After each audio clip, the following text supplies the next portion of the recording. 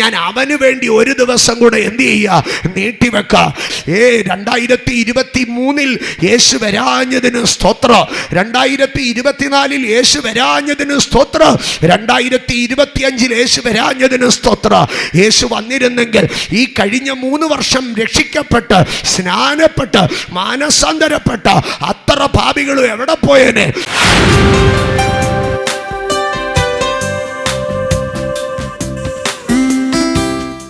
വെളിപ്പാട് പുസ്തകം 2-ാം അധ്യായം അതിൻ്റെ 21-ാം വാക്യം.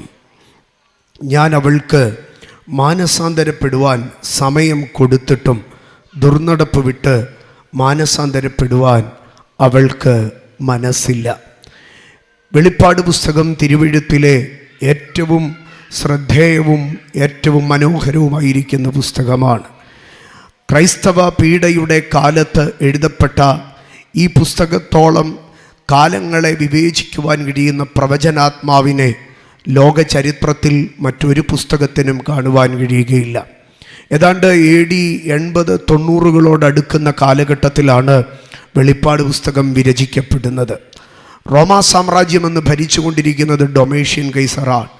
ഡൊമേഷ്യൻ കൈസറിൻ്റെ ജയകരമായ ഭരണകാലത്ത് തനിക്ക് താനൊരു ദൈവമാണെന്ന് തോന്നുകയുണ്ടായി. അങ്ങനെ ഡൊമീഷ്യൻ പറഞ്ഞു, റോമാ സാമ്രാജ്യത്തിലുള്ളവരെല്ലാവരും തന്നെ ആരാധിക്കണമെന്നും തന്നെ ഒരു ദൈവമായി കരുതി പോകണമെന്നും. എന്നാൽ ഡൊമീഷ്യൻ എന്ന മനുഷ്യനെ ഒരാൾ ദൈവമായി ആരാധിക്കുവാൻ അക്കാലത്തിലെ ക്രൈസ്തവർക്കോ യഹൂദർക്കോ സാധ്യമായിരുന്നില്ല. ആകയാൽ കടുത്ത യഹൂദ വിരോധിയും ക്രൈസ്തവ വിരോധിയുമായിരുന്ന ഡൊമേഷ്യൻ ക്രൈസ്തവ നേതാക്കന്മാരെ ഓരോരുത്തരായി കൊന്നൊടുക്കുവാൻ തുടങ്ങി.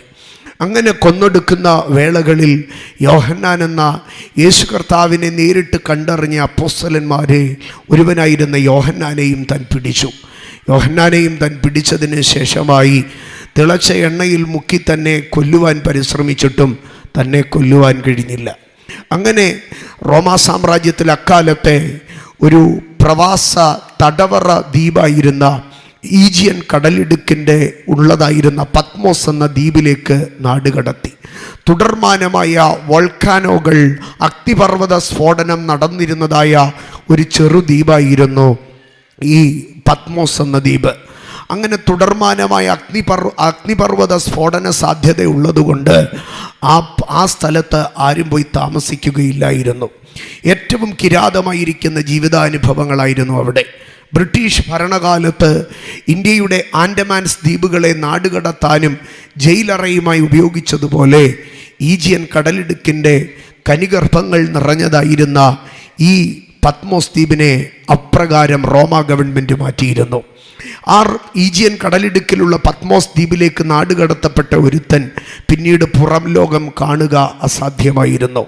അവിടെയുള്ള ഖനിഗർഭങ്ങളിൽ തൊഴിലെടുക്കുക, രാത്രിയിൽ അവിടെയുള്ള ഏതെങ്കിലും ഗുഹകളിൽ കയറി രാപാർക്കുക, അതായിരുന്നു ആ മനുഷ്യർക്ക് അവിടെ ഉണ്ടായിരുന്ന ഏക അവസ്ഥയെന്നുള്ളത്.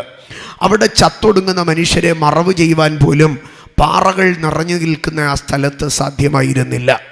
എന്നാൽ ഈ മരിച്ചു വീഴുന്ന മനുഷ്യരുടെ ശവങ്ങളെ കുത്തിപ്പറിക്കുവാൻ തക്കവണ്ണം ശവം തീനി കഴുകന്മാർ പത്മോസിൻ്റെ ഉയരങ്ങളിൽ ഇങ്ങനെ വ്രാഗി പറക്കുക പതിവായിരുന്നു.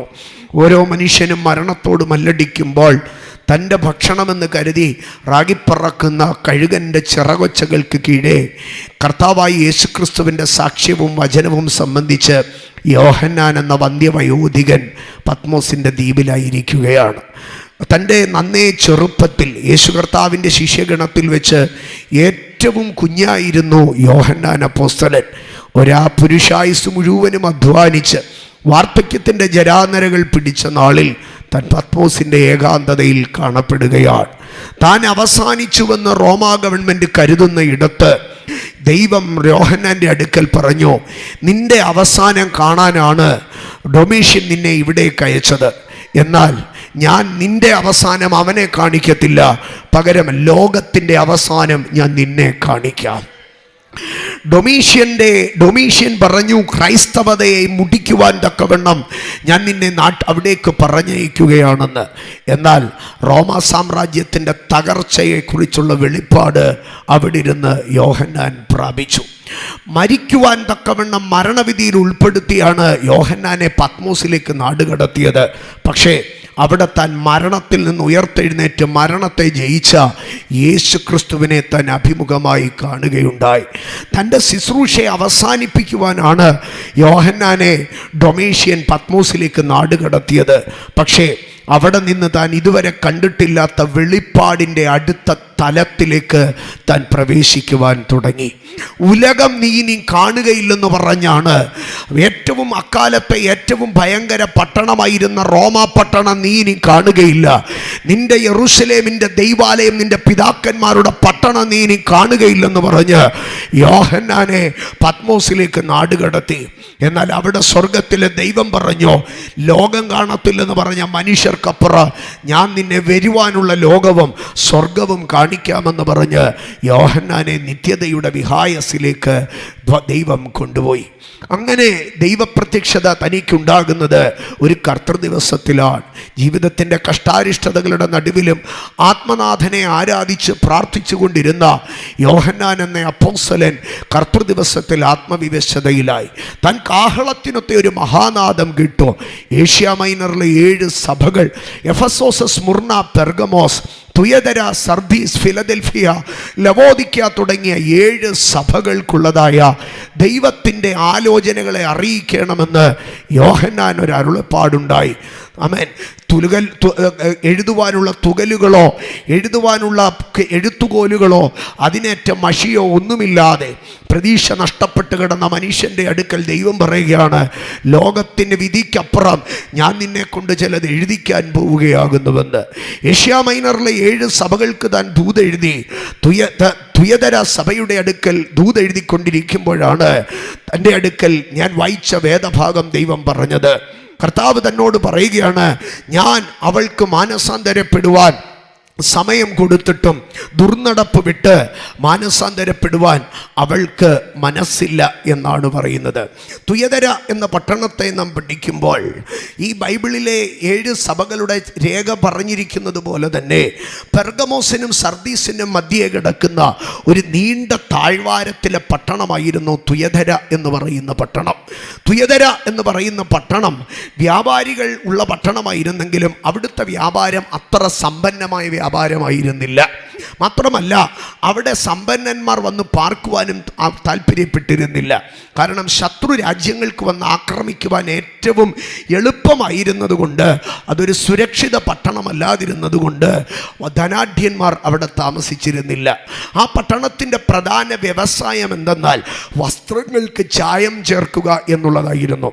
വിശുദ്ധ പൗലോസ് അപ്പോസ്തലൻ്റെ യാത്രയിൽ താൻ ഗ്രീക്ക് പട്ടണമായ ഫിലിപ്പിയയിൽ പോയി ശുശ്രൂഷിക്കുന്ന ഒരു ഭാഗമുണ്ട്. ഗ്രീക്ക് പട്ടണമായ ഫിലിപ്പിയയിൽ താൻ കടന്നു ചെല്ലുമ്പോൾ ശബത്ത് നാളിൽ താൻ ഏതെങ്കിലും ഒരു പള്ളി കാണുമെന്ന് പറഞ്ഞ് താൻ അവിടേക്ക് ഇറങ്ങിത്തിരിക്കുമ്പോൾ പള്ളി കാണാതെ താൻ പുഴവക്കത്ത് കടന്നു വന്ന് അവിടെ ഇരുന്നതായ സ്ത്രീകളുടെ അടുക്കൽ സംസാരിക്കുന്ന ഒരു ഭാഗം അപ്പോസ്തല പ്രവർത്തികളുടെ പുസ്തകം 16-ാം അധ്യായത്തിൽ എഴുതിയിട്ടുണ്ട്. അവിടെ ഒരു സ്ത്രീയെക്കുറിച്ച് പരാമർശിക്കുന്നുണ്ട്, ലുദിയ എന്ന് പറയുന്ന സ്ത്രീ. ആ സ്ത്രീയുടെ ബിസിനസ് രക്താംബരം വിൽക്കുകയായിരുന്നു, അതായത് തുണിയിൽ ചായം കലർത്തി വിൽക്കുകയായിരുന്നു. അവളെക്കുറിച്ച് ഇങ്ങനെയാണ് എഴുതിയിരിക്കുന്നത്, രക്താംബരം വിൽക്കുന്നവളും തുയതര പട്ടണക്കാരിയുമായി ഇരിക്കുന്ന ലുദിയ എന്നവൾ ഇത് കേട്ടുകൊണ്ടിരുന്നുവെന്ന്. ഇതാണ് തുയതര പട്ടണത്തിൻ്റെ പശ്ചാത്തലം. ഈ തുയതര പട്ടണത്തിലേക്ക് വരുമ്പോൾ, ആ തുയതര പട്ടണത്തിന് ദൂത് പറയുമ്പോൾ കർത്താവ് പറയുകയാണ്, ആ തുയതര പട്ടണത്തിൽ ഒരു സ്ത്രീയുണ്ട്, അവൾ പ്രവാചകി എന്ന് തന്നെത്താൻ അഭിമതിക്കുന്നവളാണ്. അവൾ ചെയ്യുന്ന 2 കാര്യങ്ങളുണ്ട്. അവൾ ചെയ്യുന്ന പ്രധാനമായ ഒരു കാര്യമെന്ന് പറഞ്ഞാൽ വിഗ്രഹാർപ്പിതം തിന്നുവാൻ മനുഷ്യരെ ധൈര്യപ്പെടുത്തുകയാണ്, പ്രേരിപ്പിക്കുകയാണ്. അതിൻ്റെ പശ്ചാത്തലം എന്തെന്ന് പറഞ്ഞാൽ, തുയതര പട്ടണത്തിലെ ബിസിനസ്സുകാർ കൂടി ഇടയ്ക്കിടയ്ക്ക് സദ്യ നടത്തുമായിരുന്നു, അന്നദാനം നടത്തുമായിരുന്നു. അപ്പോൾ തുയതര പട്ടണത്തിലെ എല്ലാവരും ആ സദ്യയിൽ വിരുന്നിൽ പങ്കെടുക്കുമായിരുന്നു. എന്നാൽ ആ വിരുന്ന് നടത്തുന്നതിന് മുന്നമേ ആ തുയതര പട്ടണത്തിലുള്ളതായ ഒരു അന്യാരാധനയുടെ മുമ്പിൽ ഇത് അർപ്പിച്ചതിന് ശേഷം ഇതൊരു നേർച്ചയായിട്ടായിരുന്നു അവിടെ ഇത് വിളമ്പിക്കൊണ്ടിരുന്നത്. എന്നാൽ അവിടെയുള്ള ക്രൈസ്തവരുടെ അടുക്കൽ ദൈവത്തിൻ്റെ നിയോഗം പ്രാപിച്ച അഭിഷക്തന്മാർ പറഞ്ഞു, നിങ്ങളത് ഭക്ഷിക്കരുതെന്ന്.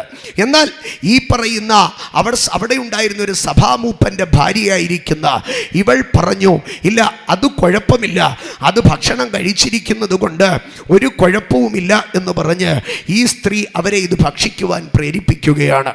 മാത്രമല്ല, അക്കാലഘട്ടങ്ങളിൽ ഉള്ളതായ ഒരു ദുർവ്യാഖ്യാന ചിന്താഗതി ഉണ്ടായിരുന്നു. മനുഷ്യൻ്റെ ശരീരത്തിൽ ചെയ്യുന്ന പാപമൊന്നും എന്താകത്തില്ല, അത് ആത്മാവിനെയോ മനസ്സിനെയോ ബാധിക്കുകയില്ലെന്ന്. ആകയാൽ അവൾ പറഞ്ഞു, ശരീരം കൊണ്ട് പാപം ചെയ്യുന്നത് തെറ്റല്ല, അത് ദൈവം മനുഷ്യനിൽ ഇട്ടിരിക്കുന്ന വികാരമാണ്. വികാരങ്ങൾ സംതൃപ്തി അടയട്ടെ, ആത്മാവ് വിശുദ്ധമായി ചിന്തിക്കട്ടെ. രണ്ട്, ആ കാലഘട്ടങ്ങളിൽ ഉണ്ടായിരുന്ന, പ്രത്യേകിച്ച് തുയധരയിലുണ്ടായിരുന്ന ഒരു ചിന്താഗതി, ഒരു പഠിപ്പിക്കൽ എന്താണെന്ന് പറഞ്ഞാൽ, പാപമറിയാത്തവൻ എങ്ങനെ വിശുദ്ധമായി ജീവിക്കാൻ കഴിയും? നമ്മുടെ നാട്ടിലൊക്കെ പറയും, മദ്യപിക്കാത്തവൻ എങ്ങനെ, മദ്യം രുചിച്ചു നോക്കാത്തവന് എങ്ങനെ മദ്യത്തെ വെറുക്കുവാൻ കഴിയോ? ഒരിക്കലും കുടിച്ചിട്ടില്ലാത്തത് കൊണ്ടാണ് പാസ്റ്ററെ, നിങ്ങൾ ഒരിക്കലും മദ്യം കുടിച്ചിട്ടില്ലാത്തത് കൊണ്ടാണ് നിങ്ങൾ മദ്യപിക്കാത്തത്. ഒന്ന് കുടിച്ചു നോക്കിയിട്ട് പിന്നെ അത് കുടിക്കാതിരിക്കാൻ കഴിയുമോ? ഇതായിരുന്നു തുയതര പട്ടണത്തിലെ ഉപദേശം. അതുകൊണ്ട് ഈ ഇസബേൽ എന്ന് പറയുന്ന വിളിക്കപ്പെടുന്ന സ്ത്രീ പറഞ്ഞിരുന്നു, ഏത് മനുഷ്യനും പാപം ഒരിക്കലെങ്കിലും ചെയ്തിരിക്കണം, എന്നിട്ട് ആ പാപത്തെ ജയിക്കണം, അതാണ് വിശുദ്ധ ജീവിതമെന്ന്.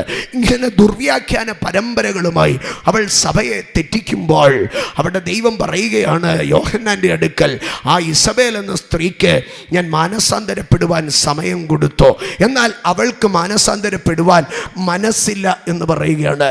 ഇവിടെ രണ്ട് കാര്യമാണ് നമുക്ക് കാണുവാൻ കഴിയുന്നത്: മാനസാന്തരപ്പെടുവാനുള്ള സമയവും മാനസാന്തരപ്പെടുവാനുള്ള മനസ്സും. ഒരു മനുഷ്യൻ മാനസാന്തരപ്പെടുവാൻ ഒരു സമയം കിട്ടണം. ആ സമയം ദൈവമാണ് കൊടുക്കുന്നത്. എന്നാൽ ഒരു മാനസാന്തരപ്പെടുവാനുള്ള മനസ്സുണ്ടാകണം, അതവന് സ്വമേധയാ ഉണ്ടാകണം. വിശുദ്ധ തിരുവെഴുത്തിലെ അല്ലെങ്കിൽ ദൈവീക വിഷയങ്ങളിലെ ഏറ്റവും അടിസ്ഥാനപരമായിരിക്കുന്ന വിഷയമാണ് മാനസാന്തരം എന്ന് പറയുന്നത്. എൻ്റെ സഹോദരങ്ങളെ, മാനസാന്തരം 3 വിധത്തിലുണ്ട്. ഒന്ന്, ഒരു പാപി മാനസാന്തരപ്പെടണം. ഒരിക്കലും ദൈവത്തെ അറിഞ്ഞിട്ടില്ലാത്ത, ഒരിക്കലും വിശുദ്ധി എന്തെന്ന് അറിഞ്ഞിട്ടില്ലാത്ത, പാപത്തിൻ്റെ അഴുക്കുചാലിൽ കിടക്കുന്ന ഒരു മനുഷ്യൻ മാനസാന്തരപ്പെടണം. എന്നാൽ 2, ഈ മാനസാന്തരപ്പെട്ടവരുടെ കൂട്ടമായിരിക്കുന്ന സഭയ്ക്ക് എന്തുണ്ടായിരിക്കണമെന്നറിയാമോ? ഈ സഭയ്ക്ക് ഒരു മാനസാന്തരം ഉണ്ടായിരിക്കണം. മാനസാന്തരം ജീവിതത്തിൽ ഒരിക്കൽ മാത്രം ഉണ്ടാകുന്ന അനുഭവമല്ല, മാനസാന്തരം ജീവിതത്തിൻ്റെ ഒരു ചര്യയായിരിക്കണം. ഇതൊരു വൺ ടൈം ഇൻസിഡൻ്റ് അല്ല, ഇതൊരു ലൈഫ് സ്റ്റൈലായിരിക്കണം. ജീവിതത്തിൻ്റെ മാനസാന്തര മരണം വരെയും നമുക്ക് എന്തുണ്ടായിരിക്കണമെന്നറിയാമോ? മാനസാന്തരം ഉണ്ടായിരിക്കണം.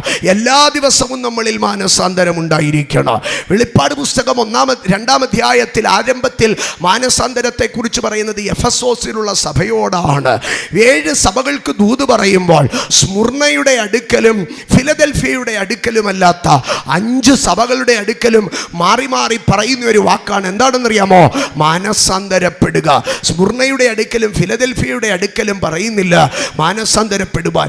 ബാക്കി എല്ലാ സഭകളുടെ അടുക്കലും പറയുകയാണ് മാനസാന്തരപ്പെടുവാൻ. ഇനി കുറച്ചുകൂടെ പറഞ്ഞാൽ തുയതര സഭയുടെ അടുക്കൽ മാനസാന്തരപ്പെടാൻ പറയുന്നില്ല, തുയതര സഭയിലെ ഒരു വ്യക്തിയുടെ അടുക്കലാണ് മാനസാന്തരപ്പെടുവാൻ പറയുന്നത്. ഞാൻ അതിലേക്ക് സാവകാശം വരാം. അപ്പോൾ എഫെസോസിലെ സഭയുടെ അടുക്കൽ പറയുകയാണ്, നീ ഇടയ്ക്കിടയ്ക്ക് ഇരുന്ന് ഓർക്കണം, എവിടെ നിന്നെങ്കിലും നിന്റെ വീഴ്ച സംഭവിച്ചിട്ടുണ്ടോ എന്ന് നീ ഓർത്തു മാനസാന്തരപ്പെടണം.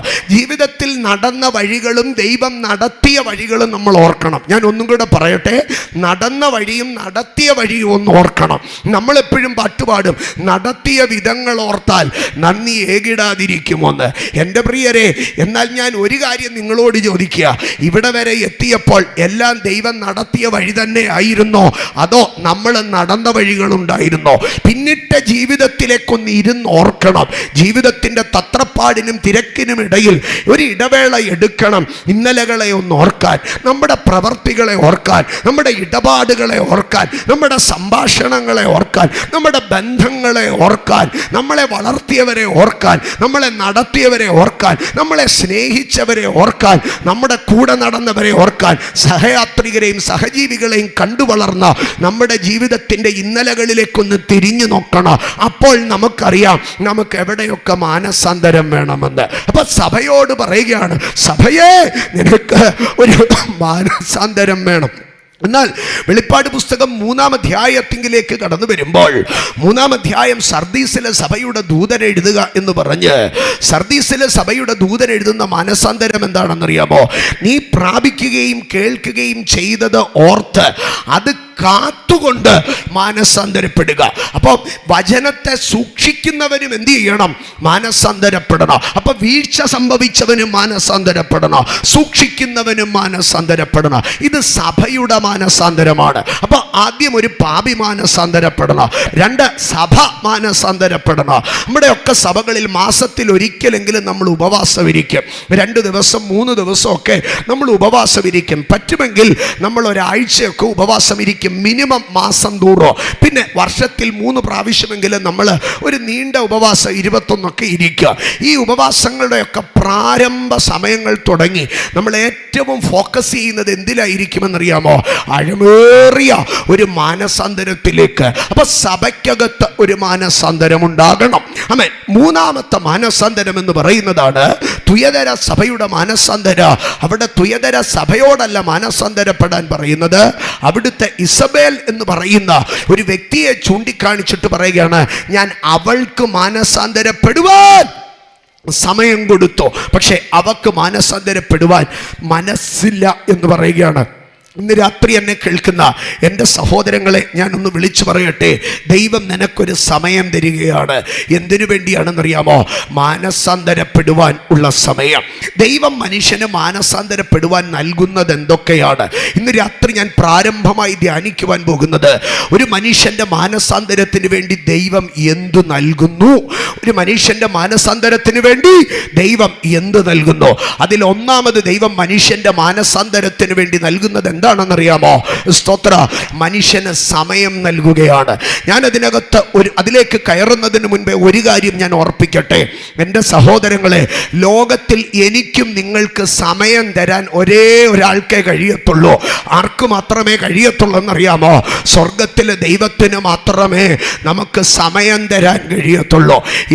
നമ്മളൊക്കെ പലപ്പോഴും പറയുക, നമ്മുടെ ഇടയിലൊക്കെ ഈ വയറ് നിറഞ്ഞെന്ന് പറഞ്ഞു കഴിഞ്ഞാൽ പിള്ളേരെ കളിയാക്കി പറയുക, 5 സെന്റ് വസ്തു നിനക്ക് തരാമെന്ന്. ആരെങ്കിലും ഉദരവലിപ്പം കൂട്ടിക്കൊടുത്തതായിട്ട് കേട്ടിട്ടുണ്ടോ? ഇല്ല, ഉദരവലിപ്പം കൂട്ടിക്കൊടുക്കാൻ കഴിയുകയില്ല. ഇനി അടുത്ത ഭാഗം, പക്ഷെ ഉദരവലിപ്പം കുറച്ച് തരാമെന്ന് പറയുന്ന ഒത്തിരി പേര് ലോകത്തിലുണ്ട്. പക്ഷെ ഉദരവലിപ്പം കൂട്ടിക്കൊടുക്കാൻ ആർക്കും കഴിയത്തില്ല. ഇതുപോലെ നമ്മൾ പലപ്പോഴും പറയും സമയമില്ല, സമയമില്ല. നിങ്ങൾ സമയമില്ലെന്ന് പറഞ്ഞാൽ എല്ലാ മനുഷ്യനും നിങ്ങളുടെ അടുക്കൽ തിരിച്ചു പറയുന്ന ഒരു മറുപടി ഉണ്ട്. എന്താണെന്നറിയാമോ? എല്ലാ മനുഷ്യർക്കും 24 മണിക്കൂറേ ഉള്ളൂ, ആർക്കും സമയം കൂടുതലില്ലെന്ന് പറയുക. എന്ന് പറഞ്ഞാൽ മനുഷ്യൻ നിസ്സഹായാവസ്ഥ പറയുകയാണ്, നിനക്ക് സമയം തരാൻ എൻ്റെ പക്കലില്ല. എന്നാൽ ഇന്ന് രാത്രികാലം ഞാൻ വിളിച്ചു പറയുന്ന എൻ്റെ കർത്താവും എൻ്റെ ദൈവവുമായവന് ഒരു മനുഷ്യന് സമയം കൂട്ടിക്കൊടുപ്പാൻ കഴിയുക. ആയുസ്സിൻ്റെ മധ്യത്തിൽ എന്ന് പറഞ്ഞാൽ 39-ാമത്തെ വയസ്സിൽ ഒരു പ്രവാചകൻ തൻ്റെ രോഗക്കിടക്കയ്ക്ക് അരികെ വന്ന് നിന്ന് ഇസ്രായേൽ ഭരിച്ച ഒരു രാജാവിൻ്റെ അടുക്കൽ പറഞ്ഞു, വീട്ടുകാര്യമെല്ലാം നോക്കിക്കോ, ഉടനെ മരിച്ചു പോകുമെന്ന് പറഞ്ഞു. ആ മനുഷ്യൻ തിരിഞ്ഞു കിടന്ന ഒരു ഒറ്റ കരച്ചിൽ കരഞ്ഞു.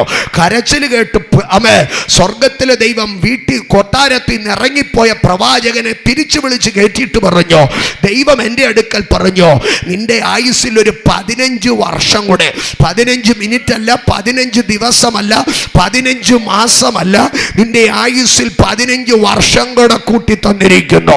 അപ്പൊ സമയം നൽകാൻ കഴിയുന്നത് ഒരേ ഒരാൾക്കേ ഉള്ളൂ. ആർക്കാണ്? ദൈവത്തിന് മാത്രം.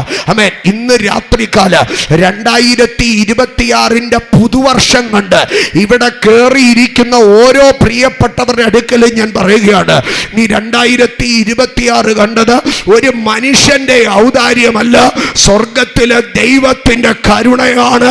ഈ 2026 സമയം നീട്ടിത്തന്നത് എന്റെ ദൈവമാണ്. അങ്ങനെയെങ്കിൽ ഞാൻ ഒന്ന് ചോദിക്കുകയാണ്, എന്തിനാണ് 2026 ദൈവം നിനക്ക് നീട്ടിത്തന്നത്? എന്തിനാ 2026 ഒരു വർഷം കൂടെ നീട്ടിത്തന്നത്? ആമേൻ. 2025 മരിച്ചു പോകത്തക്ക എത്ര സാഹചര്യങ്ങൾ കടന്നു വന്നോ, എത്ര സമയങ്ങൾ കടന്നു വന്നോ, പിന്നെയും ദൈവം ഒന്ന് നീട്ടിത്തന്നോ. ദൈവം പിന്നെയും സമയത്തിന്റെ കടികാരം ഒന്ന് മാറ്റി. ആമേൻ. നിൽക്കുന്നതിന് മുൻപേ വിറങ്ങലിക്കുന്ന ഒരു കടികാരത്തിന്റെ സൂചി പോലെ നിന്റെ ജീവിതത്തിന്റെ സമയം നിൽക്കാൻ പോകുകയാണെന്നറിഞ്ഞപ്പോൾ വീണ്ടും ഒരിക്കൽ കൂടെ ബാറ്ററി മാറിയിട്ട് ചക്രം തിരിച്ചു കൊടുത്ത് കടികാരത്തെ ഓടിക്കുന്നത് പോലെ നിന്റെ ജീവിതത്തിന്റെ സമയം ഒന്ന് കൂട്ടിത്തന്നുവെങ്കിൽ അതിന്റെ പിമ്പിൽ ദൈവത്തിനൊരു ഉദ്ദേശമുണ്ട്. ഇന്ന് രാത്രി എത്ര പേർ തിരിച്ചറിയുന്നോ, എൻ്റെ ആയുസ്സിനകത്തൊരു നാഴികയെങ്കിലും അവൻ കൂട്ടിത്തന്നിട്ടുണ്ടെങ്കിൽ, എൻ്റെ ജീവിതത്തിൽ ഒരു സമയം അവൻ തന്നെങ്കിൽ അതിൻ്റെ പിമ്പിൽ ഒരു ഉദ്ദേശമുണ്ട്. അതിൻ്റെ ഒന്നാമത്തെ ഉദ്ദേശം ഞാൻ വിളിച്ചു പറയുന്നു, ഞാൻ നിനക്ക് മാനസാന്തരപ്പെടുവാൻ ഒരു സമയം നൽകിയിരിക്കുന്നു. 2026 എൻ്റെ ദൈവം എനിക്കൊന്ന് നീട്ടിത്തന്നത് ഞാനൊന്ന് മാനസാന്തരപ്പെടാനാണ്. എനിക്കൊരു മാനസാന്തരം ആവശ്യമാണ്. മാനസാന്തരത്തിനായി ദൈവ സമയം കൊടുക്കുകയാണ്. എൻ്റെ സഹോദരങ്ങളെ, മാനസാന്തരത്തിന് ദൈവം നീട്ടിത്തരും. അത് നമ്മുടെ സമയത്തെ തന്നെ നീട്ടിത്തരും. എന്നാൽ സമയത്തെ നീട്ടിത്തരുമെന്ന് പറയുമ്പോൾ അതിന് മറ്റൊരു ഭാഗം കൂടെയുണ്ട്. വിശുദ്ധ പത്രോസിന്റെ ലേഖനത്തിലേക്ക് കടന്നു വരുമ്പോൾ 2-ാം ലേഖനം 3-ാം അധ്യായത്തിൽ അവിടെ ദൈവവാഗ്ദത്തങ്ങൾ പരിഹസിക്കപ്പെടുകയാണ്. ദൈവവാഗ്ദത്തങ്ങൾ പരിഹസിക്കപ്പെടുന്നു. എന്താണ് പരിഹസിക്കപ്പെടുന്ന ദൈവവാഗ്ദത്തം? ക്രൈസ്തവർ യേശു കർത്താവിന്റെ മരണ പുനരുദ്ധാനത്തിന്റെ അന്ന് തുടങ്ങി പ്രസംഗിക്കുന്ന ഒരു കാര്യമുണ്ട്. യേശു ഒലിവുമലയിൽ നിന്ന് മേഘങ്ങൾക്കിടയിൽ സ്വർഗത്തിലേക്ക് കയറിപ്പോയതുപോലെ രണ്ടാമതും മേഘങ്ങളിൽ പ്രത്യക്ഷനാകുക.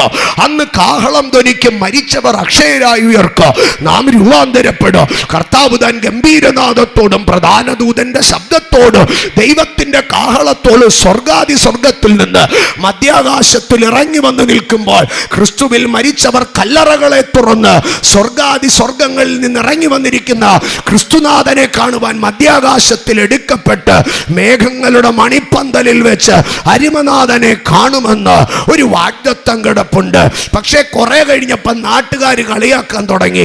എടാ, ആകാശത്തിൽ ആരും വന്നില്ലല്ലോ, മേഘത്തിൽ ആരും വന്നില്ലല്ലോ എന്ന് കളിയാക്കാൻ തുടങ്ങി. പരിഹാസം കേട്ട് ഒരു നാളിൽ പത്രോസ് അപ്പോസ്തലനിൽ നിന്ന് പ്രാർത്ഥിച്ചോ, കർത്താവേ, നാട്ടുകാരൊക്കെ ചോദിക്കുന്നു, ഞങ്ങൾ പ്രസംഗിച്ച് യേശു വരാറായി എന്ന്.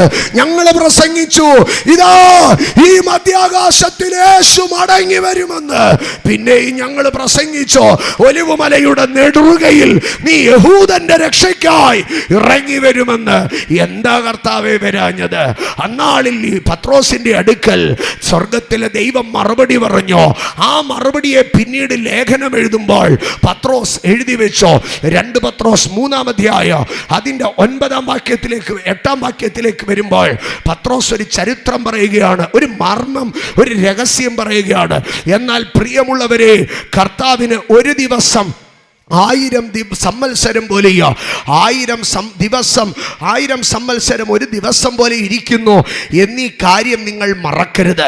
എന്നിട്ട് അടുത്തതായിട്ട് പത്രോസ് താൻ കേട്ട ദൈവശബ്ദത്തെ വ്യാഖ്യാനിച്ച് നൽകുകയാണ്. ചിലർ താമസമെന്ന് വിചാരിക്കുന്നത് പോലെ കർത്താവ് തൻ്റെ വാഗ്ദത്തം നിവർത്തിപ്പാൻ താമസിക്കുന്നില്ല. പിന്നെയോ ആരും നശിച്ചു പോകാതെ എല്ലാവരും മാനസാന്തരപ്പെടുവാൻ അവൻ ഇച്ഛിച്ച് നിങ്ങളോട് ദീർഘക്ഷമ കാണിക്കുന്നതേ ഉള്ളൂ. അപ്പൊ കർത്താവ് സമയം കൂട്ടി നൽകുകയാ. കർത്താവിന് വരാൻ കഴിയാഞ്ഞിട്ടല്ല, കർത്താവിന് സമയം കിട്ടാഞ്ഞിട്ടല്ല, കർത്താവ് ലേറ്റ് ആകുന്നതല്ല, പകരം കർത്താവ് പേഷ്യൻസ് ആണ്. അമേൻ. കർത്താവിൻ്റെ ഡിലേ അല്ല, അത് കർത്താവിൻ്റെ പേഷ്യൻസ് ആണ്. ഇന്ന് രാത്രി ഞാൻ വിളിച്ചു പറയുന്നു, അമേൻ, ഉക്രൈനിൽ സ്ഫോടനം നടക്കാഞ്ഞിട്ടല്ല, ഇറാൻ പിടിച്ചെടുക്കാഞ്ഞിട്ടല്ല, യെരൂശലേമിൽ യുദ്ധമുണ്ടാകാഞ്ഞിട്ടല്ല, അമേൻ, ഇനി 3-ാം ലോക മഹായുദ്ധത്തിന്റെ വട്ടം കൂടണമെന്നൊന്നുമില്ല. യേശു കർത്താവിന് ഏത് കണ്ണിമപ്പൊഴുതിലും മടങ്ങി വന്ന് തൻ്റെ വിശുദ്ധന്മാരെ ചേർക്കുവാൻ കഴിയോ? കർത്താവിന് അത് ചെയ്യാതിരിക്കുന്നതിൻ്റെ കാരണം കർത്താവ് ഒന്നുങ്ങളുടെ സമയം നീട്ടി നൽകുകയാ. അവൻ ദീർഘക്ഷമ കാണിക്കുകയാ. ആരെങ്കിലും ഒന്ന് മാനസാന്തരപ്പെടട്ടെ, ആരെങ്കിലും ഒന്ന് രക്ഷപ്പെടട്ടെ. ആമേൻ. ഞാൻ ഒരു ദിവസം താമസിച്ചു വന്നാൽ ഒരു പാപിയെങ്കിലും മാനസാന്തരപ്പെട്ടാലോ? ആമേൻ. ഇന്ന് ഞാൻ മടങ്ങി വന്ന് എൻ്റെ സഭയെ ചേർത്താൽ ഒരുപക്ഷെ അവൻ എടുത്തുകൊള്ളപ്പെടത്തില്ല, അവൻ രൂപാന്തരപ്പെടത്തില്ല. അതുകൊണ്ട് ഞാൻ അവന് വേണ്ടി ഒരു ദിവസം കൂടെ എന്ത് ചെയ്യുക? നീട്ടിവെക്ക. കർത്താവായ യേശു ക്രിസ്തുവിൻ്റെ പ്രഥമ പ്രത്യക്ഷതയെ കുറിച്ച്, യേശു കർത്താവിനെ കാൽവറിയിൽ ബലിമൃഗമായി അർപ്പിക്കുന്നതിനെ കുറിച്ച് യോഹന്നാൻ ശ്ലീഹ തൻ്റെ ലേഖന സുവിശേഷത്തിൽ ഇങ്ങനെ എഴുതി വെച്ചോ: തൻ്റെ ഏകജാതനായ പുത്രനിൽ വിശ്വസിക്കുന്ന ഒരുത്തൻ പോലും നശിച്ചു പോകാതെ സകല മനുഷ്യന് നിത്യജീവൻ പ്രാപിക്കേണ്ടതിന് ദൈവം അവനെ നൽകുവാൻ തക്കവണ്ണം ലോകത്തെ സ്നേഹിച്ചോ. 2023 യേശു വരാഞ്ഞതിന് സ്തോത്രം, 2024 യേശു വരാഞ്ഞതിന് സ്തോത്രം, 2025 യേശു വരാഞ്ഞതിന് സ്തോത്രം. യേശു വന്നിരുന്നെങ്കിൽ ഈ കഴിഞ്ഞ 3 വർഷം രക്ഷിക്കപ്പെട്ട് സ്നാനപ്പെട്ട് മാനസാന്തരപ്പെട്ട അത്ര പാപികളും എവിടെ പോയേനെ? നരകത്തിൽ പോയേനെ. ഈ കഴിഞ്ഞ മാസങ്ങളിൽ നിങ്ങളുടെ സഭകളിൽ നടന്ന സ്നാനമുണ്ടല്ലോ, ആ സ്നാനത്തിൽ മാനസാന്തരപ്പെട്ട് സ്നാനക്കുളത്തിൽ നിന്ന് കരേറി വന്ന പ്രിയപ്പെട്ടവരുണ്ടല്ലോ, ആ സ്നാനം നടക്കേണ്ടതിന് വേണ്ടിയാണ് യേശു മടങ്ങി വരാൻ താമസിച്ചത്. ഇന്ന് രാത്രി ഇതിനകത്തിരിക്കുന്ന ഓരോ പ്രിയപ്പെട്ടവരും അറിയണോ, ചിലർ താമസമെന്ന് വിചാരിക്കുന്നത് പോലെ കർത്താവ് തന്റെ വാഗ്ദത്തം നിവർത്തിപ്പാൻ താമസിക്കുന്നില്ല. പകരമോ ആരും നശിച്ചു പോകാതെ എല്ലാവരും മാനസാന്തരപ്പെടുവാൻ അവൻ ഇച്ഛിച്ചു. നിങ്ങളോട് ദീർഘക്ഷമ കാണിക്കുന്നതേ ഉള്ളൂ. ആമേൻ. അപ്പൊ ദൈവത്തിന് എന്താണെന്നറിയാമോ? ദൈവത്തിന്റെ ആഗ്രഹമാണ് മാനസാന്തരം. അത് ഞാൻ അടുത്ത ഭാഗത്തിലേക്ക് വരുമ്പോൾ പറയാ. ദൈവത്തിന്റെ ആഗ്രഹമാണ് മാനസാന്തരം. ആ ദൈവത്തിന്റെ ആഗ്രഹമാണ് മാനസാന്തരം എന്നതുകൊണ്ട് ദൈവം എന്ത് ചെയ്യുകയാണ്? ദൈവം നമുക്ക് സമയം നൽകുകയാണ്. ഇന്ന് രാത്രി എന്നെ കേൾക്കുന്ന എൻ്റെ സഹോദരങ്ങളെ, ദൈവത്തിന് നിന്റെ പാലും പഴവും ആവശ്യമില്ല, ദൈവത്തിന് നിന്റെ മണിനാദം ആവശ്യമില്ല, ദൈവത്തിന് നിന്റെ വെണ്ണയും ദൈവത്തിന് നിന്റെ തൈലവും ആവശ്യമില്ല. 1000 തൈല നദികളും മൃഗരക്തങ്ങളിലോ കുരുതി കഴിക്കുന്ന ചോരക്കകത്തുമല്ല ദൈവം പ്രസാദിക്കുന്നത്. ദൈവത്തിൻ്റെ ഇച്ഛ എന്താണെന്നറിയാമോ? നീ മാനസാന്തരപ്പെടണം, നീ ഒരു നല്ല മനുഷ്യനാകണം, നീ ഒരു സ്നേഹത്തിൻ്റെ ഉടയവനാകണം, നീ ഒരു കരുണയുടെ ഉടയവനാകണം. നിന്റെ മനസ്സൊന്ന് മാറണം, നിന്റെ മനസ്സൊന്ന് മാറണം. അതിനുവേണ്ടി ദൈവം ഒന്നാമത് എന്ത് ചെയ്യുകയാണെന്നറിയാമോ? സമയം നൽകുകയാണ്. 2, ദൈവം ഒരുവന്റെ മാനസാന്തരത്തിന് വേണ്ടി രണ്ടാമത് നൽകുന്നത് എന്ത്? ഒന്നാമത് ദൈവം സമയം നൽകുകയാണ്, രണ്ടാമതായി ദൈവം മനുഷ്യന്റെ മാനസാന്തരത്തിന് വേണ്ടി നൽകുന്നത്. റോമാലേഖനം 2-ാം അധ്യായം അതിൻ്റെ 4-ാം വാക്യത്തിലേക്ക് വരുമ്പോൾ, റോമാലേഖനം 2-ാം അധ്യായം അതിൻ്റെ 4-ാം വാക്യത്തിൽ ഇങ്ങനെയാണ് എഴുതിയിരിക്കുന്നത്: അല്ല, ദൈവത്തിന്റെ ദയ നിന്നെ മാനസാന്തരത്തിലേക്ക് നടത്തുന്നു എന്നറിയാതെ നീ അവന്റെ ദയ, ക്ഷമ, ദീർഘക്ഷാന്തി എന്നിവയുടെ ഐശ്വര്യം നിരസിക്കുന്നുവോ? അപ്പൊ ദൈവം മനുഷ്യനെ എങ്ങനെയാ മാനസാന്തരത്തിലേക്ക് നയിക്കുന്നതെന്നറിയാമോ? ലോകത്തിന്റെ നിയമവ്യവസ്ഥ ഒരു മനുഷ്യനെ മാനസാന്തരത്തിലേക്ക് എങ്ങനെയാ നയിക്കുന്നത്? നമ്മുടെ വീട്ടിൽ കൊച്ചു കുഞ്ഞുങ്ങൾ വരിക. അപ്പൊ കൊച്ചു കുഞ്ഞുങ്ങൾ ജനിച്ച് അവൻ എന്തെങ്കിലും ഒരു കുഴപ്പം കാണിച്ച ഉടനെ അമ്മയും അപ്പനും എന്തോ പറയുന്നറിയാം? 2 എണ്ണം അവന് കൊള്ളാത്തതിൻ്റെ കുറവാ. ഇന്ന് അവൻ അടി കൊണ്ടാൽ അവൻ നന്നാവും. ആമേൻ. ഇതുപോലെ വളർന്നു കഴിയുമ്പോൾ ലോകത്തിന്റെ നിയമവ്യവസ്ഥയും എന്താണ് പറയുന്നറിയാവോ? അവനെ 6 മാസം പിടിച്ച് ജയിലിൽ ഇടാമെങ്കിൽ എന്ത് ചെയ്യോ? അവൻ നന്നാവും. അവനെ 2 വർഷം, അവനെ ഒരു 14 ദിവസത്തെ റിമാൻഡിൽ വിട്ടാൽ അവനൊന്ന് നന്നാവും. അപ്പൊ ലോകം പറയുന്നത് ശിക്ഷ കൊണ്ട് മനുഷ്യൻ മാനസാന്തരപ്പെടുമെന്ന്. പക്ഷേ ദൈവം എന്താ പറയുന്നതെന്നറിയാമോ? ദൈവത്തിന്റെ ദയ നിന്നെ മാനസാന്തരത്തിലേക്ക് നടത്തുന്നു. ഇന്ന് രാത്രി എന്നെ കേൾക്കുന്ന സ്നേഹിത, സഹോദര, നിന്നോട് ദൈവം ദയ കാണിക്കുന്നത് നീ മാനസാന്തരപ്പെടുവാൻ വേണ്ടിയാണ്. നിന്നോട് ദൈവം ദയ കാണിക്കുന്നത് നീ മാനസാന്തരപ്പെടുവാൻ വേണ്ടിയാണ്. ഞാനൊന്ന് ചോദിക്കട്ടെ, ദൈവത്തിൻ്റെ ദയ ഒരു മനുഷ്യന് മാനസാന്തരം കൊണ്ടുവരുമോ? ദൈവത്തിൻ്റെ ദയ ഒരു മനുഷ്യന് മാനസാന്തരം കൊണ്ടുവരിക. എൻ്റെ ജീവിതത്തിൽ ഞാൻ മാനസാന്തരപ്പെട്ടത് ദൈവത്തിൻ്റെ ദയയാലാണ്. ഞാൻ 10ാം ക്ലാസ്സിൽ പൊട്ടിയപ്പോഴോ, ഞാൻ ബിസിനസ്സിന് പൊട്ടിയപ്പോഴോ, എനിക്ക് ആക്സിഡൻ്റ് ഉണ്ടായപ്പോഴോ ഒന്നുമല്ല ഞാൻ എൻ്റെ മാനസാന്തരത്തിൻ്റെ പാതയിലെത്തിയത്. പകരം ദൈവത്തിൻ്റെ പരിശുദ്ധാത്മാവിൻ്റെ അഭിഷേകം എൻ്റെ മേൽ വീണപ്പോൾ, കൃപ എൻ്റെ മേൽ വ്യാപരിച്ചപ്പോൾ, കൃപാവരം എൻ്റെ മേൽ ഇറങ്ങിയപ്പോൾ, അവിടെയാണ് ഞാൻ ദൈവത്തിൻ്റെ ദയയിലാണ് മാനസാന്തരപ്പെട്ടത്. അതിനകത്ത് ഞാൻ ദൈവത്തോട് ഒത്തിരി നന്ദിയുള്ളവനാണ്. എൻ്റെ സഹോദരങ്ങളെ, കർത്താവായ യേശുക്രിസ്തുവിൻ്റെ ശുശ്രൂഷയുടെ പ്രാരംഭ സമയം ലൂക്കോസിൻ്റെ സുവിശേഷം 5-ാം അധ്യായം. യേശു കർത്താവ് ഗന്നസരേത്ത് തടാകത്തിൻ്റെ തീരത്തുകൂടെ നടക്കുകയാണ്. ഗന്നസരേത്ത് തടാക തീരത്തുകൂടെ നടക്കുമ്പോൾ ഒരു മനുഷ്യൻ പടകിൽ നിന്ന് വല കഴുകുകയാണ്. ഒരാൾ പോലും അങ്ങേറെ അടുത്തില്ല. അയാൾ ഒറ്റയ്ക്ക് നിന്ന് വല കഴുകുകയാണ്. നിങ്ങളൊക്കെ ഇവിടെ തീരപ്രദേശത്ത് ഹാർബറിൽ ഒരിക്കലെങ്കിലും പോയിട്ടുള്ളവരായിരിക്കും. ഒരു വള്ളം കരയ്ക്ക് വരുമ്പോൾ അതിനകത്ത് മീനുണ്ടെങ്കിൽ എന്ത് ചെയ്യുമെന്നറിയാമോ? അതിൻ്റെ ചുറ്റും നിൽക്കാൻ 100 പേര് കാണും. അവിടെ ഭയങ്കരം തള്ളായിരിക്കും. മേടിക്കാൻ വന്നവരും കാണാൻ വന്നവരും അവിടുത്തെ ഏജന്റുമാരും എല്ലാവരും കൂടെ ഒരു വലിയ തിരക്കായിരിക്കും. പക്ഷേ ഒരു വള്ളം ആടി വരികയാണ്. അതിനകത്തൊന്നും ഇല്ല എങ്കിൽ ഒരു മനുഷ്യരും ആ വള്ളത്തെ തിരിഞ്ഞു നോക്കത്തില്ല. ഇങ്ങനെ ആരും തിരിഞ്ഞു നോക്കാതെ ഒരു മനുഷ്യൻ നിന്ന് വല കഴുകുകയാണ്. ആ വലയിൽ കയറിയ ചള്ളും ചപ്പും ഒക്കെ വലിച്ചു പറിച്ച് കളഞ്ഞ് ആ വലയിലെ തുന്നൽ വിട്ടതൊക്കെ കെട്ടിയെടുത്തുകൊണ്ട് അങ്ങനെ അവിടെ ഇരിക്കുകയാണ്. അപ്പോഴാ യേശു അവൻ്റെ അടുക്കലേക്ക് കടന്നു വന്നത്. ഇന്ന് രാത്രി ഞാൻ പറയട്ടെ, നിന്റെ വള്ളം നിറയുമ്പോൾ മനുഷ്യൻ വരും. പക്ഷെ ശൂന്യമായ വള്ളത്തെ തേടി വരുന്ന ഒരുത്തനുണ്ട്. അത് ഞാൻ പ്രസംഗിക്കുന്ന യേശു ക്രിസ്തുവാണ്. അതുകൊണ്ടാണ് ഞാൻ അവനെ പ്രസംഗിക്കുന്നത്. അതുകൊണ്ടാണ് ഞാൻ അവനെ ഉയർത്തുന്നത്. സകലരും ഒഴിഞ്ഞുപോയ ഇടത്തേക്ക് കയറി വന്ന് അന്വേഷിക്കുന്ന യേശു. ആ യേശു അടികത്തേക്ക് കടന്നു വന്നിട്ട് ആ പടകിനെ ഒന്ന് നീക്കാൻ പറഞ്ഞു. ഈ നല്ല മനുഷ്യൻ പടക് നീക്കിക്കൊടുത്തോ. തലേ രാത്രി മുഴുവൻ അധ്വാനിച്ച് ഒരു മീൻ പോലും കിട്ടാതെ വല കഴുകിക്കൊണ്ട് നിന്ന മനുഷ്യൻ, ക്ഷീണിതരായിരിക്കുന്ന മനുഷ്യൻ, അന്നത്തെ ദിവസത്തിൻ്റെ പ്രതീക്ഷയെല്ലാം തകർന്ന മനുഷ്യൻ, ഈ ഒരു അപരിചിതൻ വന്ന് പടക് നീക്കാൻ പറയുമ്പോൾ പടക് നീക്കി കൊടുക്കുന്നു. എന്തൊരു നല്ല മനുഷ്യനാണെന്ന് നോക്കിയേ. അവിടെയാണ് ക്രൈസ്തവതയുടെ ശ്രേഷ്ഠ അപ്പോസ്തലൻ്റെ ആരംഭം, ശുശ്രൂഷയുടെ ആരംഭം, ആത്മീയതയുടെ ആരംഭം എവിടെയാണെന്നറിയാമോ? നല്ല മനസ്സിനകത്താണ്. നല്ല മനസ്സിനകത്ത്. നിങ്ങൾ നോക്കിയേ, പത്രോസ് എന്ത് നല്ലൊരു മനുഷ്യനായിരുന്നത്. ഈ മനുഷ്യൻ്റെ പടകിലേക്ക് യേശു കയറി നിന്ന് പ്രഭാഷണം നടത്തി. പ്രഭാഷണത്തിന് അനന്തരം ഇറങ്ങി വന്ന് പത്രോസിൻ്റെ അടുക്ക പറഞ്ഞു, പത്രോസ്, നീ അങ്ങോട്ട് നീക്കി ആഴത്തിൽ മീൻ പിടിക്കാൻ. ഇന്ന് രാത്രി ഞാൻ പറയട്ടെ, പ്രഭാഷണ ചാതുര്യതയോടുകൂടെ പ്രസംഗിച്ചിട്ട് ഇറങ്ങിപ്പോകുന്നവനല്ല എൻ്റെ യേശു ക്രിസ്തു. പ്രസംഗിച്ച് തീർത്തതിനനന്തരം ഓരോരുത്തൻ്റെയും നൊമ്പരപ്പെടുന്ന വിഷയത്തിനകത്ത്, ഓരോരുത്തൻ്റെയും പ്രശ്നങ്ങൾക്കകത്ത് ഇറങ്ങിച്ചെന്ന് അവൻ്റെ ഗതി അറിഞ്ഞ്, അവസ്ഥയറിഞ്ഞ്, നിലയറിഞ്ഞ്, നിലവാരമറിഞ്ഞ്, സ്ഥിതി അറിഞ്ഞ് അവൻ്റെ ആഴത്തിൻ്റെ അന്തരാത്മാവിനെ തൊടാൻ കഴിയുന്നവനാണ് യേശു ക്രിസ്തു. അതുകൊണ്ടാണ് ലജ്ജ കൂടാതെ ഞാനവനെ പ്രസംഗിക്കുന്നത്. അതുകൊണ്ടാണ് ഞാനവനെ പ്രസംഗിക്കുന്നതിൽ അഭിമാനിക്കുന്നത്. എൻ്റെ യേശു ഒരു നല്ല പ്രഭാഷകനാണ്. എൻ്റെ യേശു നല്ല ഒരു പ്രവാചകനാണ്.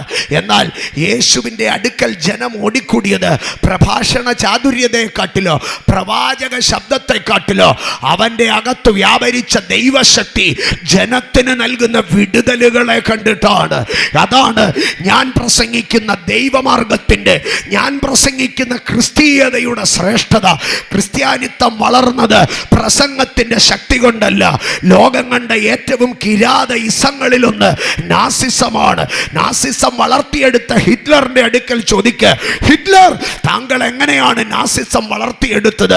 യൂറോപ്പിന്റെ മണ്ണിൽ കിടന്ന മനുഷ്യരെ ഇത്ര ദേശീയവാദികളാക്കി തീർത്ത് ചിതറിക്കിടന്ന യഹൂദന്മാരെ കത്തിച്ചു കളയാൻ തക്കവണ്ണ ആ യൂറോപ്യൻ ജനതയെ നീ എങ്ങനെയാണ് ഒന്നിച്ചെടുത്തത്? ഹിറ്റ്ലർ പറയോ, എൻ്റെ പ്രസംഗ ചാതുര്യം കൊണ്ടാണ് ഞാൻ ഉയർത്തിയെടുത്തത്. അമേരിക്കയിലെ അധസ്ഥിത വിഭാഗത്തെ ഉയർത്തിയെടുത്ത കിങ് മാർട്ടിൻ ലൂതറിന്റെ അടുക്കൽ ചെന്ന് ചോദിക്കണം, അല്ലയോ മാർട്ടിൻ ലൂതർ, ചിതറിക്കിടന്ന അടിമ കച്ചവടത്തിന് വിൽപ്പന ചരക്കായിരുന്ന അധസ്ഥിത സമൂഹത്തെ താങ്കൾ എങ്ങനെയാണ് ഉയർത്തിയെടുത്തത്? അദ്ദേഹം പറയോ, എൻ്റെ പ്രസംഗ ചാതുര്യതയിലാണ്. എന്നാൽ യേശു കർത്താവിൻ്റെ അടുക്കൽ ചെന്നൊന്ന് ചോദിക്ക്, കർത്താവേ, അങ്ങയുടെ പ്രഭാഷണ കലയാണോ അങ്ങയുടെ ശുശ്രൂഷയുടെ ശ്രേഷ്ഠത? അങ്ങയുടെ പ്രഭാഷണം കൊണ്ടാണോ അങ്ങ് ലോകത്തെ തിരിച്ചു മറിച്ചത്? അദ്ദേഹം പറയോ, എൻ്റെ പ്രഭാഷണത്തിന് വന്ന വിശന്നിരുന്നവനെ 5 അപ്പത്തിൽ കൊണ്ട് ഞാൻ 5000 പുരുഷന്മാരെ ഊട്ടിവിട്ടപ്പോൾ, എൻ്റെ പ്രസംഗത്തിന്റെ മുമ്പിൽ 38 വർഷമാമേ 18 വർഷമായി കൂനിയായിരുന്ന സ്ത്രീയെ ഞാൻ നിവർത്തി വിട്ടപ്പോൾ, എൻ്റെ പ്രസംഗത്തിന്റെ മുമ്പിൽ വരണ്ട കൈയുള്ള മനുഷ്യനെ ഞാൻ സൗഖ്യമാക്കിയപ്പോൾ, എൻ്റെ പ്രസംഗത്തിന്റെ മധ്യത്തിൽ ഞാൻ മരിച്ചവരെ ഉയർപ്പിച്ചപ്പോൾ, എൻ്റെ പ്രസംഗ യാത്രയുടെ ഇടയിൽ എൻ്റെ വസ്ത്രത്തിന്റെ തൊങ്ങലുരുത്തി തൊട്ടപ്പോൾ അവളുടെ സൗഖ്യം വ്യാപരിച്ചതുപോലെ എൻ്റെ പ്രസംഗത്തിനകത്ത് വ്യാപരിച്ച ദൈവശക്തിയാണ് എൻ്റെ ശുശ്രൂഷ. ഇന്ന് രാത്രി ഞാൻ വിളിച്ചു പറയുന്നു, ക്രിസ്ത്യാനിത്വം പ്രഭാഷണത്തിന്റെ ചാതുര്യതയല്ല, ക്രിസ്ത്യാനിത്വം പ്രസംഗകലയല്ല, അതിനപ്പുറം ക്രിസ്തീയ പ്രഭാഷണത്തിനകത്ത് വ്യാപരിക്കുന്ന ഒരു ദൈവശക്തിയുണ്ട്. ഈ രാത്രി ഞങ്ങൾ അതാണ് പ്രസംഗിക്കുന്നത്.